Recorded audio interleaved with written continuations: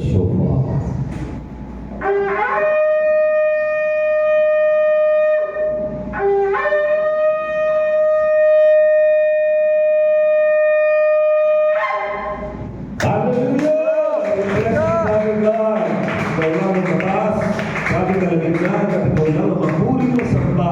Sa Espiritu at katotohanan ng Diyos. Sa aming pagbabasa ng iyong mga banal na salitang ito, hayaan mo po na kayo po mamuna sa amin ng Holy Spirit at mahayag ang mga salita mo ito na mayroong pananampalataya na ang iyong mga salitang ito siyang kikilos sa buhay namin at dito kami nakasunod sa buong buhay namin dito sa lupa. Purihin ka, O Diyos, sa pangalan ni Jesus. Amen. Dito po sa awit 82, sabay-sabay po natin masahin ang Diyos ang namumuno ng pulong sa kalangitan. Sa pulong ng mga Diyos, ganito ang kapasyahan. Dapat ninyong itigil na paghatol na hindi tama. Tumigil na ng paghatol na panig sa masasama. Bigyan ninyong katarungan ang mahina at ulila, at huwag ninyong aapihin ang mahirap at may dusa. Ang marapat na tulungay ang mahina at mahirap. Sa kamay ng masasama sila'y dapat na iligtas. Anong pagkamamang ninyo? Wala kayong nalalaman. Sa gitna ng kadiliman doon kayo nananahan. Sa ibabaw ng daigdig ay wala ng katarungan. Ang sabi ko, kayo'y Diyos, anak ng kataas-taasan. Ngunit tulad nitong tao lahat kayo'y mamamatay. Katulad din ng prinsipe, papano ang inyong buhay. O Diyos, ikaw ay magbago ng daigdig pangharian. Ang lahat ng mga bansa ay hawak ng iyong kamay. Purihin na Diyos. Sa kanyang mga banal na salitang ito na nabasa.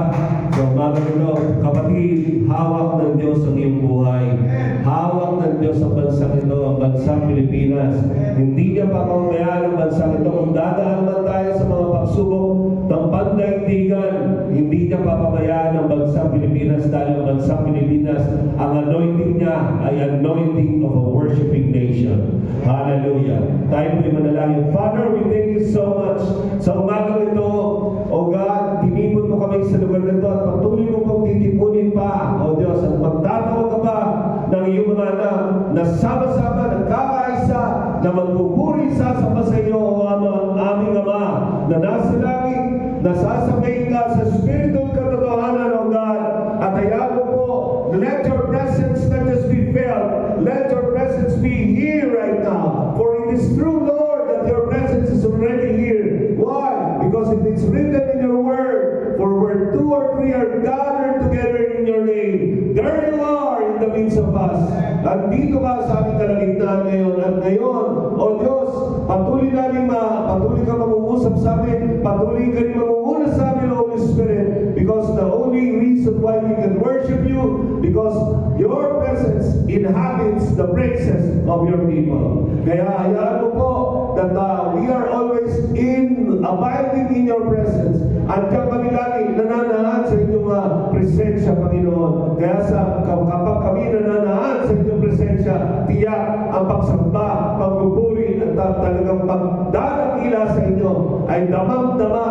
Talagang wala nang kinaibahan na kami para bang nasa isang bulwagan o nasa isang lugar na kung saan napakalapit nyo, Panginoon, at ikaw mismo ang aming kaharap, ikaw mismo ang aming kasama, at ikaw mismo ang aming tinataas at tinadakila sa aming kalagitnaan. Ama, salamat po sa inyo sa umaga nito. Patuloy nyo kami samahan, Holy Spirit, at patuloy nyo rin po tuwagin ng iyong mga anak na papunta dito at patuloy, Panginoon, ingatan din sila.